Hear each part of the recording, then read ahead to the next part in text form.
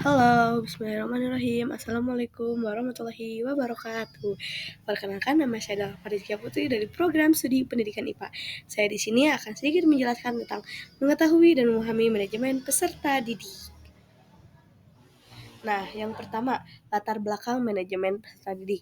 Manajemen peserta didik adalah suatu rangkaian kegiatan untuk mengatur segala yang berkaitan dengan siswa, mulai dari masuk sekolah sampai lulus.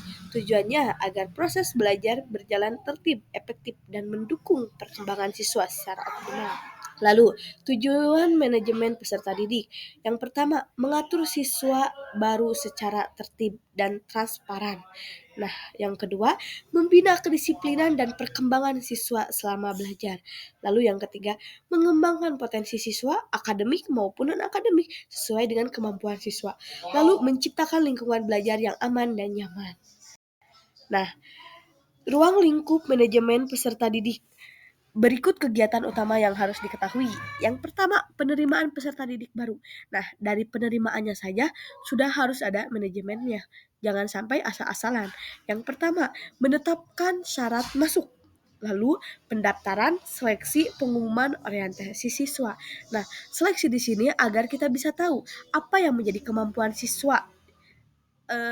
Sejauh mana siswa mengetahui pelajaran atau kemampuannya gitu. Nah, terus menetapkan syarat masuk juga kan biasanya dikumpulin kakak, KTP orang tua gitu. Jadi si sekolah juga bukan hanya administrasi buat negara, tetapi ketika masuk sekolah, sekolah juga tahu, oh ini teh anaknya begini-begini, apakah masih ada orang tuanya atau tidak gitu. Jadi ini juga termasuk manajemen peserta didik. Lalu yang kedua, pendataan dan administrasi siswa, buku induk siswa, kartu pelajar, daftar hadir, rekap nilai, catatan perkembangan.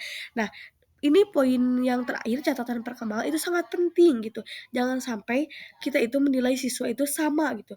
Pasti kemampuannya itu berbeda-beda. Nah, jadi dicatat catatan perkembangan ini tahu siswa itu hobinya di mana, sukanya di mana gitu. Lalu pembinaan dan pengembangan siswa, ekstrakurikuler, bimbingan konseling, layanan minat dan bakat, program pembiasaan disiplin karakter. Nah, untuk sekarang itu pendidikan karakter itu sangat penting. Jangan sampai karakter siswa yang buruk ke bawah. Jadi dari sekolah harus dididik bagaimana memiliki si karakter yang baik gitu. Jangan sampai jadi sampah masyarakat gitu ya.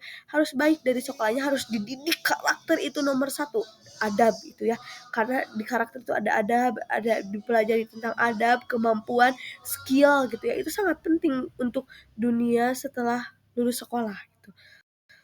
Lalu pengelolaan kelas, penempatan siswa, aturan kelas, manajemen tata tertib, pengelolaan interaksi guru dan siswa ya.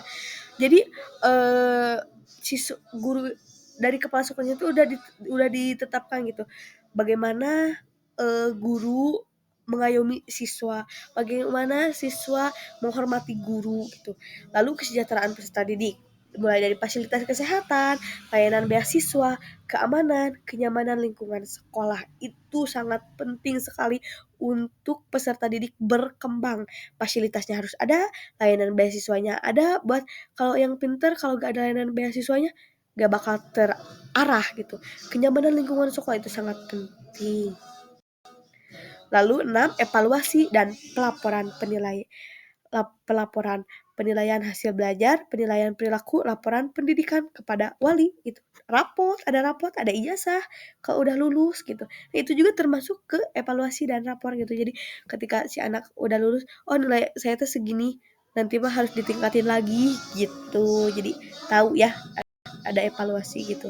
Lalu hasil yang diharapkan dengan memahami manajemen peserta didik sekolah adalah menciptakan lingkungan belajar efektif, mengembangkan potensi siswa secara maksimal, menjaga kedisiplinan dan kesejahteraan siswa, memudahkan guru dalam proses pembelajaran.